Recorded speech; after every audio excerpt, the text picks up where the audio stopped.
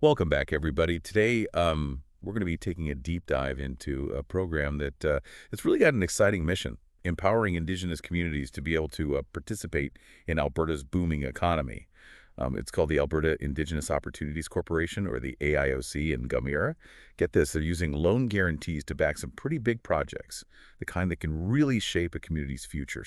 Yeah, what's captivating about the AIOC is their focus on, breaking down some of those financial barriers that have historically held Indigenous businesses back. Okay, so let's get specific. Like, what exactly are the AIC's objectives? So they aim to give Indigenous nations and groups access to the capital that they need to really make their dreams a reality. We're talking about, projects in natural resources and agriculture, telecommunications, you name it. The AIOC is there to support Indigenous-led initiatives that will benefit their communities for generations to come. That sounds incredible, but I'm sure a lot of our listeners are wondering, how does this actually translate into support for Indigenous businesses on the ground? Their main tool is something called the loan guarantee. Instead of directly handing out grants, they act as a partner reassuring lenders, essentially saying, hey, we believe in this project and we're willing to share the risk. So this gives lenders the confidence to provide loans that might have been considered too risky before.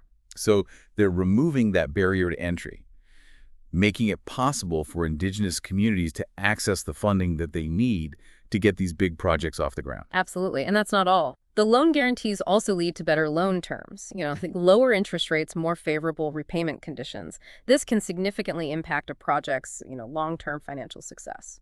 Can you give us an example of how this is played out in a real-world scenario? Certainly. Take the Wembley gas plant cogeneration facility project. The AIOC stepped up with a $20.5 million loan guarantee for Nine Nations LP, which is a partnership of 5 Indigenous communities that invested in this facility. This allowed them to become owners and active participants in a major resource development project. Wow, that's impressive. It really highlights the tangible impact that the AIOC is having on Indigenous communities. And it goes beyond just financial gain. One of the leaders involved, David McPhee, president of the SNUHA-Winewak Nation of Canada, eloquently stated that Indigenous ownership has been something we have worked towards for a long time. It is foundational to sustainable development on Indigenous traditional lands. That's a powerful testament to the AIOC's role in promoting not only economic growth, but also Indigenous self-determination, enabling communities to shape their own destinies. Exactly, and this brings us to another remarkable aspect of the AIOC's work, their capacity support program. Okay, now this is what I find fascinating. Tell us more. They recognize that developing and managing these complex projects, it requires a specific skill set. So through the Capacity Support Program, they offer access to professional services, legal, technical, even economic expertise. It's like they're saying, we're not just going to give you the money and wish you luck. We're going to equip you with the knowledge and resources to make informed decisions and succeed in the long run. Precisely. This capacity building empowers Indigenous communities to become genuine partners with industry and government, fostering sustainable growth and a more equitable economic landscape. I'm sure a lot of our listeners are eager to know more about the nuts and bolts of this program. What's the maximum loan available? How do you apply? While the AIOC has a whopping $3 billion available for loan guarantees, there isn't a set maximum loan amount. Each project is assessed individually based on its specific needs and viability. It's a tailored approach. Absolutely. If an Indigenous group has a project in mind, they can reach out to the AIOC directly to discuss their proposal and see if they meet the eligibility criteria. And what are those criteria? The program is open to Indigenous nations, communities, and businesses that are owned by a nation or community and administered by an elected council. Private Indigenous-owned businesses, unfortunately, aren't eligible at this time. That makes sense given their focus on community-led initiatives. Exactly, and don't worry, the AIOC provides guidance throughout the entire process. They encourage open communication and are there to support applicants every step of the way. This all sounds incredibly promising. I have to admit, I'm feeling pretty inspired right now. Me too! The AIOC is a shining example of how we can create positive change by supporting Indigenous-led initiatives. And before we move on, I want to remind all our amazing listeners out there, if you're enjoying this deep dive into the AIOC and want to stay informed about other inspiring initiatives like this, be sure to subscribe to our YouTube channel, Timely Trends and News. We share insightful content on all sorts of timely topics, and we'd love for you to join our community. Hitting that subscribe button and giving us a like helps us spread the word about these important initiatives. Exactly. Okay, let's dive back in. We've talked about the big picture, But I'm curious about the impact these projects are having at the community level. Are we seeing tangible benefits on the ground? Absolutely. These projects are creating jobs, generating revenue, and fostering economic growth within Indigenous communities. They're providing opportunities for people to work closer to home, revitalizing traditional territories, and building a more sustainable future. This is about more than just economics. It's about self-determination and creating a legacy for future generations. It's empowering communities to build a future they can be proud of. You hit the nail on the head, and it's not just about individual communities either. These projects often involve partnerships between multiple Indigenous groups, fostering collaboration and strengthening relationships across nations. It creates a more unified Indigenous presence in the economy, a force for collective empowerment. Exactly. And it's important to note that the AIOC's support goes beyond just funding. They actively engage with Indigenous communities, working closely with them to understand their unique needs and priorities. So it's a genuine partnership, not a top-down approach. Precisely, they recognize that Indigenous communities are the experts on their own territories and have a deep understanding of what will work best for them. This whole approach is so refreshing. It's about listening, collaborating, and building trust. It's about recognizing the inherent strengths and knowledge within Indigenous communities and creating a space for them to thrive. Couldn't have said it better myself. It's about shifting the paradigm and creating a more equitable and just economic system. Now, I have to ask, have there been any challenges or obstacles along the way? Is there anything the AIOC could be doing better? That's a great question, and it's important to acknowledge that no system is perfect. One challenge that has been raised is the eligibility criteria. Remember how we mentioned that private Indigenous-owned businesses aren't currently eligible for support? Right. Well, some have argued that this excludes a significant portion of Indigenous entrepreneurs who could also benefit from the AIOC support. There's an ongoing discussion about whether expanding eligibility to include private businesses could further empower Indigenous economic development. That's an interesting point. It seems there's a balance to be struck between supporting community-led initiatives and recognizing the important role individual entrepreneurs play in economic growth. Exactly, and it's an evolving conversation. The AIOC is constantly evaluating its programs and looking for ways to improve its impact. They're committed to learning and adapting to ensure they're serving Indigenous communities in the best way possible. That's great to hear. It's encouraging to know that they're not resting on their laurels, Yeah. but actively seeking ways to be more inclusive and effective. Speaking of effectiveness, have there been any specific success stories that stand out to you? Beyond the Wembley gas plant, of course. Oh, absolutely. There are so many inspiring examples. One that comes to mind is the partnership between the AIOC and the Alexis Nakota Sioux Nation. They're working together on a major solar energy project that will not only generate clean energy, but also create jobs and training opportunities for community members. Wow, that's fantastic. And it's a perfect example of how the AIOC is helping Indigenous communities participate in the transition to a more sustainable economy. And it's not just about renewable energy. There are AIOC-supported projects happening in all sorts of sectors: agriculture, telecommunications, transportation. The goal is to create a diversified and resilient Indigenous economy. This is so inspiring. It feels like we're witnessing a paradigm shift in how we approach Indigenous economic development. It's about moving away from dependence and towards self-sufficiency, recognizing the immense potential within Indigenous communities and creating the conditions for them to thrive. You're absolutely right. And it's about time. Indigenous peoples have been stewards of this land for millennia. It's only fitting that they have a leading role in shaping its economic future. Before we get too carried away with all this awesomeness, I want to bring us back to something you mentioned earlier, the potential for this model to be replicated elsewhere. Do you think this could actually happen? Could we see other provinces or even countries adopting a similar approach? I absolutely believe it's possible. In fact, I think it's essential. The AIOC has proven that this model can work, that it can make a real difference in the lives of Indigenous peoples. And the beauty of it is that it's adaptable. It can be tailored to the specific needs and contexts of different regions and communities. So it's not just a matter of copying and pasting. Not at all. It's about taking the core principles, partnership, empowerment, respect for Indigenous knowledge, and applying them in a way that makes sense for each unique situation. I love that. It's about taking inspiration from the AIOC's success and adapting it to create positive change in different corners of the world. Exactly. And I think there's a growing appetite for this kind of approach. People are recognizing that the old ways of doing things aren't working, that we need to find new and more equitable ways to build our economies. It's about creating a system that works for everyone, not just a select few. Precisely. And Indigenous-led economic development is a crucial part of that equation. Okay, so let's say another province or country wanted to create their own version of the AIOC. What advice would you give them? What are the key ingredients for success? Great question. I think there are a few key things to keep in mind. First and foremost, it has to be a genuine partnership with Indigenous communities. That means involving them in every step of the process, from designing the program to making decisions about which projects to support. So it's not about imposing solutions from the outside. Absolutely not. It's about listening to Indigenous voices, understanding their priorities, and working together to create a shared vision. Makes sense. What else is important? Second, I think it's crucial to have a long-term perspective. This isn't about quick fixes. It's about building sustainable economic growth that will benefit Indigenous communities for generations to come. So it's about playing the long game. Exactly. It's about investing in capacity building, fostering entrepreneurship, and creating the conditions for long-term prosperity. That's really insightful. Any other words of wisdom? Finally, I think it's essential to be flexible and adaptable. The AIOC has shown a willingness to learn and evolve over time, and that's been key to their success.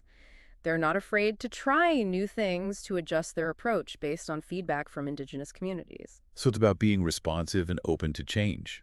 Absolutely. It's about recognizing that there's no one-size-fits-all solution, and that what works in one community might not work in another.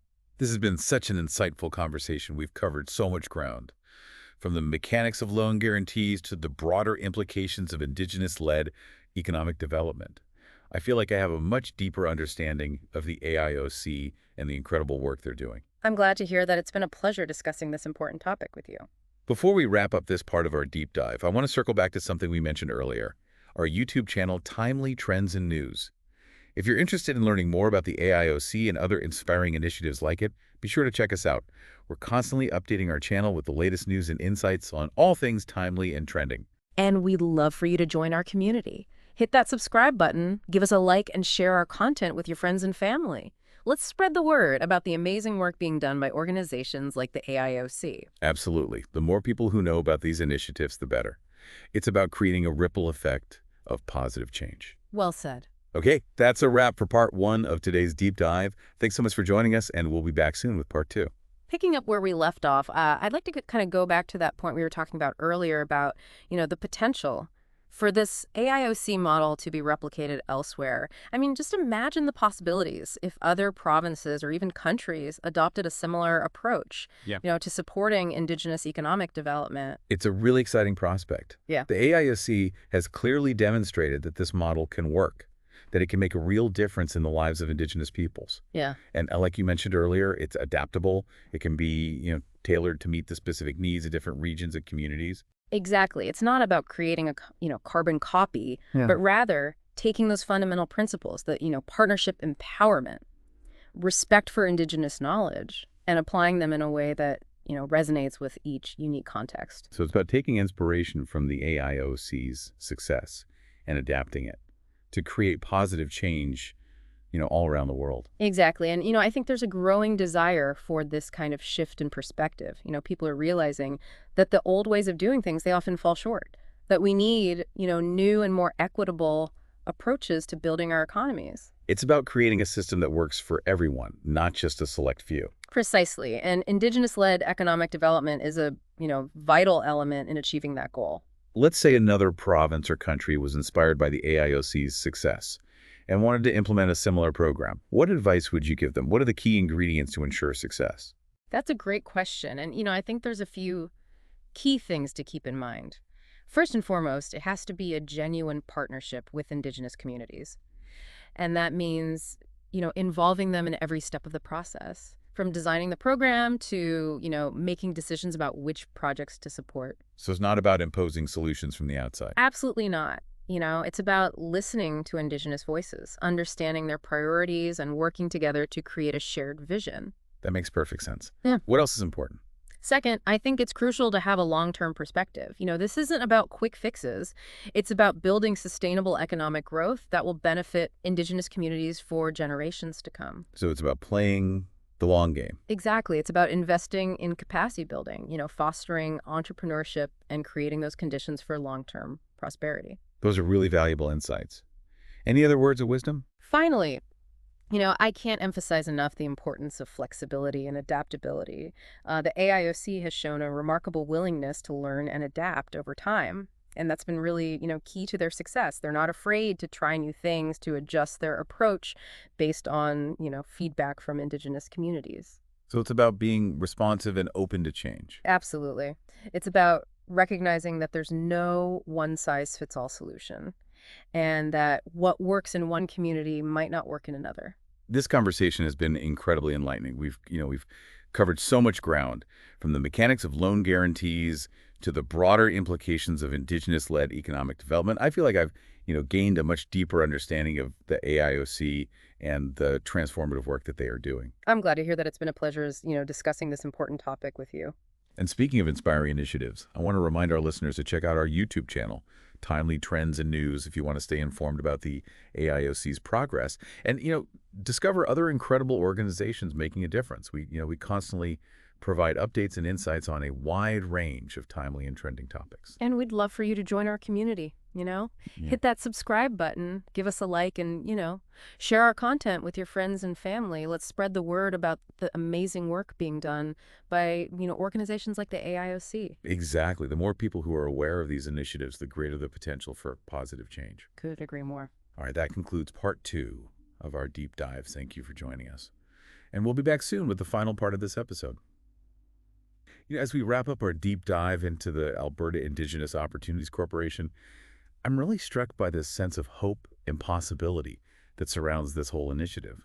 We've seen how the AIOC is empowering Indigenous communities, creating jobs, and really forging a path towards a more, equitable and sustainable future. Yeah, it's truly remarkable to witness the transformative impact that they're having. And I think what's even more exciting is that this is just the beginning. As more Indigenous communities gain access to capital and resources, I think we can anticipate this, this wave of innovative and impactful projects in the years to come. So looking ahead, what do you see as the long-term implications of this shift towards Indigenous-led economic development?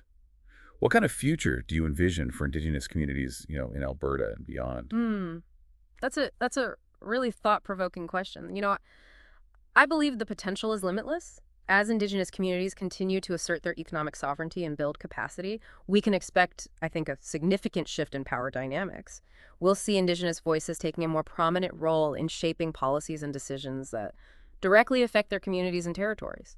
So it's not just about, economic progress, but also about reclaiming a rightful place at the decision-making table. Precisely. It's about self-determination and ensuring that Indigenous perspectives are heard and respected in all facets of society. That's a powerful vision. What else do you see kind of emerging from this shift? Well, I also anticipate a growing appreciation and understanding of Indigenous knowledge and values. For far too long, these perspectives have been marginalized and overlooked. But as Indigenous communities assume a more prominent role in the economy, their traditional knowledge and practices will gain recognition, I think, as invaluable assets in addressing some of those critical challenges like climate change and environmental degradation. It's about acknowledging that Indigenous peoples hold a wealth of knowledge about living in harmony with the natural world, and that, we have much to learn from them. Absolutely. And, as we embrace these teachings, I believe we'll see a shift towards more sustainable and holistic approaches to development. The focus will shift from pursuing short-term economic gains to, really prioritizing the well-being of both people and the planet. That's a future I wholeheartedly support. A future where Indigenous communities flourish, where their knowledge is valued, and where their voices shape a more just and sustainable world. I share that vision with you, and I believe that, the AIOC is playing a pivotal role in paving the way for that future to become a reality. Our exploration of the AIOC's work has been truly inspiring. Yeah. While we've, only scratched the surface, I'm incredibly encouraged by what we've learned. It's a testament to the power of, innovation partnership and a commitment to creating a more equitable and sustainable world. And for our listeners who are as captivated by the AIOC's mission as we are, remember to subscribe to our YouTube channel, Timely Trends and News. Yeah. We'll keep you updated on the AIOC's progress and introduce you to other remarkable organizations driving positive change. Yeah, and your support through, likes and shares really helps us to amplify the impact of these initiatives and spread awareness to a wider audience. Absolutely. Well, thank you, everyone, for joining us on this incredible deep dive into the world of the AIOC. Until next time, keep exploring, keep learning, and keep believing in the power of positive change.